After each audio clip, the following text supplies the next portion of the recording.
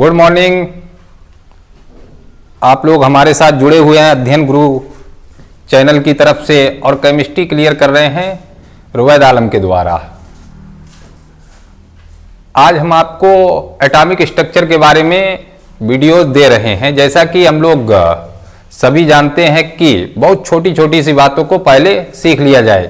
Actually लोग ये कहते हैं कि केमिस्ट्री हमारे माइंड में सेव नहीं होती, केमिस्ट्री हमें समझ में नहीं आती है, बड़ी प्रॉब्लम बनी रहती है। तो उस प्रॉब्लम को दूर करने के लिए केवल हम आपसे बहुत थोड़ा सा टाइम मांगते हैं, 10 मिनट का टाइम, ओनली 10 मिनट। 10 मिनट के टाइम में आप हमारे साथ में जुड़े रहिएगा और देखिएगा कि 10 मिनट में अगर आपको नहीं समझ में आता है तो जो भी पैसा आपने दिया है वो पैसा आपका वापस हो जाएगा। बस कोशिश करिएगा 10 मिनट। कुछ दिन अगर आप हमारे साथ 10 मिनट में जुड़े रहेंगे तो एक दिन ऐसा आएगा जिस दिन आप खुद केमिस्ट्री बोलने लगेंगे। तो केमिस्ट्री की आज ओपनिंग। हाँ, एक कमेंट्स और है कि जो इंग्लिश लैंग्वेज का ज्यादा यूज है, अभी आपका इंग्लिश लैंग्वेज कम कर दिया जाएगा और हिंदी लैंग्वेज पर ज्यादा बात की जाएगी, क्योंकि हमें पहले सीखना है, उसके बाद में स्टडी करनी है। तो सीखना है, सीखें सीखें। ठीक है, तो हम अपना क्लास क्लियर कर रहे हैं ओपन। तो यहां पर एटॉमिक स्ट्रक्चर आप बहुत छोटी छोटी सी क्लास 6, 7, 8, 9, 10 सारी क्लास में एटम्स क्लियर करते चले आ रहे हैं। तो यहां पर हम क्लियर करना चाहते हैं atoms. What is atoms?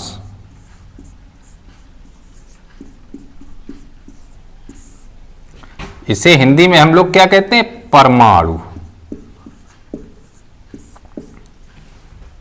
Atoms तो बहुत सारी इसकी डेफिनेशन हम लोग देते भी हैं। वैसे तो जनरली यहां पर हमारे कई वीडियोस आए हैं, उसमें एटम्स के बारे में आप इसकी डेफिनेशन को क्लियर कर सकते हैं। और हमने आपको पहले ही बता दिया था कि एटम्स जैसे ही नाम सुनते हैं एकदम से दम निकलने लगती है। एटम बम, पूरी दुनिया विनाश हो जाएगा। अरे डरिएगा नहीं, डरिएगा नहीं। एटम्स बहुत बड़ी बात को नहीं बता रहे, बहुत छोटी सी बात। मच्छर की एक टांग तोड़ लें और उस टांग के लाखों हिस्से कर दें, उसमें से एक हिस्सा एटम के बराबर, तो कितनी छोटी सी बात है। ये एटम्स बहुत स्मॉलेस्ट पार्टिकल्स है, बहुत छोटा सा पार्टिकल्स यहां पर एटम्स। इसी से पूरा वर्ल्ड, पूरी सृष्टि, पूरा ब्रह्मांड फॉर्म हुआ है। तो सारे पदार्थ की यूनिट एटम होती है। तो एटम क्या है? एक यूनिट है। और जैसा कि एटम्स के बारे में डिस्कवरी जब आपने क्लियर किए थे तो उसमें डाल्टन थ्योरी आया था, उसके बाद में थॉमसन थ्योरीज को क्लियर किया था, रदरफोर्ड थ्योरीज को क्लियर किया, बोहर्स थ्योरी, कई थ्योरीज यहां पर क्लियर किए गए। और क्लियर करने के बाद में लास्ट रिजल्ट पर हम लोग पहुंचे थे 3 पार्टिकल्स। एटम्स के जो स्टेबल पार्टिकल्स होते हैं वो 3 पार्टिकल्स, जिन्हें हम कह सकते हैं कि किसी परमाणु का कोई कह दे कि किसी परमाणु के बच्चे कितने हैं। परमाणु के बच्चे कितने? अरे अब तो ये भी आपके नहीं, बच्चे नहीं होते हैं। लेकिन यहां पर हम ये कह रहे हैं कि परमाणु के बच्चे कितने हैं। तो आप लोग क्या कहते हैं कि 3 स्टेबल पार्टिकल्स। वैसे तो बहुत सारे पार्टिकल्स होते हैं, लेकिन 3 स्टेबल पार्टिकल्स होते हैं, जिसे हम लोग अपनी जनरल लैंग्वेज में कहते हैं ईंट पर नाच। बस क्लियर। एटम्स क्या हो गया? क्लियर हो गया। ईंट इलेक्ट्रॉन, क्या चीज है? इलेक्ट्रॉन। थॉमसन,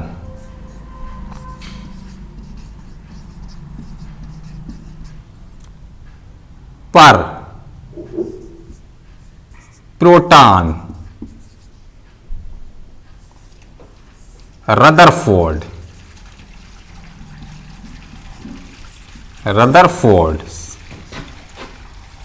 नाच, न्यूट्रॉन, चैडविक। यहां से आपने क्या रिजल्ट निकाला है? यहां से रिजल्ट ये आया है कि बहुत हम शॉर्टकट में बहुत ज्यादा आपका टाइम नहीं लेना चाहते, बहुत थोड़ी थोड़ी सी बातें यहां पर केवल और केवल आपको बता दिया है कि हमें केमिस्ट्री को सिखाना है, आपको बताना है केमिस्ट्री के बारे में कि केमिस्ट्री क्या है। तो यहां पर आपका कंफर्म हो गया है पॉइंट, एटम्स के 3 स्टेबल पार्टिकल्स होते हैं।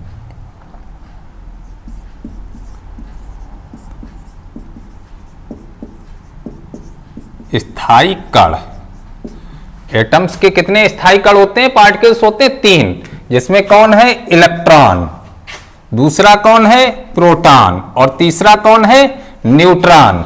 इलेक्ट्रॉन की खोज किसने की है, थॉमसन ने। प्रोटॉन की खोज किसने की है, रदरफोर्ड ने। न्यूट्रॉन की खोज किसने की है, चैडविक ने। तो क्लियर हो गया है कि पार्टिकल्स कितने हैं, 3, इलेक्ट्रॉन, प्रोटॉन और न्यूट्रॉन। इलेक्ट्रॉन को किसने डिस्कवर कर लिया है, थॉमसन ने। प्रोटॉन को रदरफोर्ड ने और न्यूट्रॉन को चैडविक ने। ध्यान दीजिएगा यहां पर जब एटॉमिक स्ट्रक्चर को क्लियर करते हैं तो डियर अब ये हमें पता करना है कि एटम्स बताया था एक मच्छर की टांग अगर तोड़ दो तो उस टांग के बहुत सारे हिस्से करो, लाखों हिस्सों में से एक हिस्सा एटम्स। तो आप ये सोचेंगे कि फिर ये पार्टिकल्स कहां पर रहते हैं। जनरली एटम्स की जब स्ट्रक्चर कई मॉडल से क्लियर की जाती है तो हम लोग क्या देखते हैं कि एटम्स में इसके सबसे बीच का पार्ट्स होता है जिसे हम लोग कहते हैं न्यूक्लियस। क्या कहते हैं, न्यूक्लियस, नाभिक। इसका नाम क्या है, नाभिक। और ये जो एरियाज यहां पर है नाभिक के बाहर का एरिया, ये कहां का एरिया है, नाभिक के बाहर का एरिया। ये बात आपको मिलती है किसके थ्रू, रदरफोर्ड के थ्रू। ये बात किसके थ्रू मिलती है, रदरफोर्ड के थ्रू। रदरफोर्ड ने जब एटॉमिक स्ट्रक्चर को क्लियर किया था तो रदरफोर्ड ने बताया कि एटम जो होता है 2 पार्ट से, उसमें 2 पार्ट होते हैं। एक तो इसके बीच का भाग होता है जहां पर संपूर्ण एटम का द्रव्यमान केंद्रित रहता है और बाहर का इसका खोखला क्षेत्र जहां पर लगातार ऋण आवेशित पार्टिकल्स घूमते रहते हैं। तो यहां पर क्लियर रखिएगा कि जो न्यूक्लियस होता है इस न्यूक्लियस के अंदर रहते हैं प्रोटॉन और न्यूट्रॉन। न्यूक्लियस के अंदर कौन रहता है, प्रोटॉन और न्यूट्रॉन। न्यूक्लियस के बाहर का जो एरिया होता है ये एरिया, यहां पर कौन रहते हैं, इलेक्ट्रॉन। ठीक, जगह क्लियर हुई। हमने बताया कि परमाणु के 3 मैन बच्चे, जिसमें से 2 बच्चे रहते हैं एटम के नाभिक में और एक रहता है नाभिक के बाहर, लगातार चौकीदारी करता है, घूमता रहता है। तो आपको यहां पर इलेक्ट्रॉन, प्रोटॉन और न्यूट्रॉन। अब यहां पर थोड़ा सा ये भी जान लीजिएगा, इलेक्ट्रॉन को हम जनरली रिप्रेजेंट कर देते हैं किससे, स्मॉल ई से, या -1e0 से इसे रिप्रेजेंट करते हैं, जिसके ऊपर 1.6 इंटू 10⁻⁻19 कूलाम ऋण आवेश होता है। कैसा चार्ज होता है, निगेटिव चार्ज। निगेटिव चार्ज होता है इलेक्ट्रॉन के ऊपर। इसी तरीके से दूसरा होता है प्रोटॉन। प्रोटॉन इसे रिप्रेजेंट करते हैं P से, या H+ से भी इसे रिप्रेजेंट कर देते हैं। इसके ऊपर 1.6 इंटू 10⁻⁻19 कूलाम पॉजिटिव चार्ज होता है। कैसा चार्ज होता है, पॉजिटिव चार्ज। और नेक्स्ट पार्टिकल्स होता है न्यूट्रॉन। न्यूट्रॉन कैसा है, न्यूट्रल, उदासीन होता है। इसे N या 0N1 से रिप्रेजेंट करते हैं। ये कैसा होता है, उदासीन, न्यूट्रल।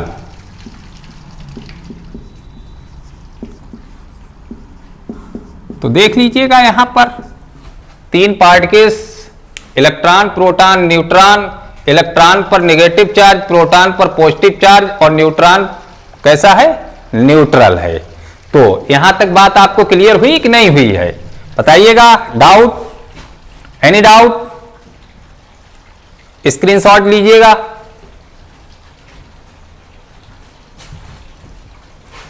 कितनी देर, तो देखिएगा जैसा कि हमने एटम्स के बारे में बात किया था कि एटम्स बहुत छोटा पार्टिकल्स होता है जिसके मध्य का भाग इसका कहलाता है न्यूक्लियस।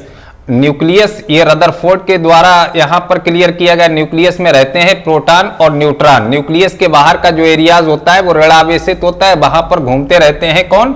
इलेक्ट्रॉन। तो इलेक्ट्रॉन नेगेटिव चार्ज रखता है जिसके ऊपर 1.6 into 10 to the power -19 coulomb charge होता है। प्रोटॉन पॉजिटिव चार्ज रखता है जिसके ऊपर 1.6 into 10 to the power -19 coulomb positive charge होता है। और न्यूट्रॉन ये न्यूट्रल पार्टिकल्स होता है। अब यहां पर डियर स्टूडेंट हम आगे क्लियर करना चाहते हैं। अभी तो ये एक जनरल बात बताइए जिनके ऊपर हमारी एटॉमिक स्ट्रक्चर चलेगी। अब आगे हम क्लियर करते हैं कुछ टर्म्स के साथ में। पहले थोड़ी सी हम यहां पर टर्म्स और जान ले इसके बारे में। नेक्स्ट वीडियोस में आप देखिएगा।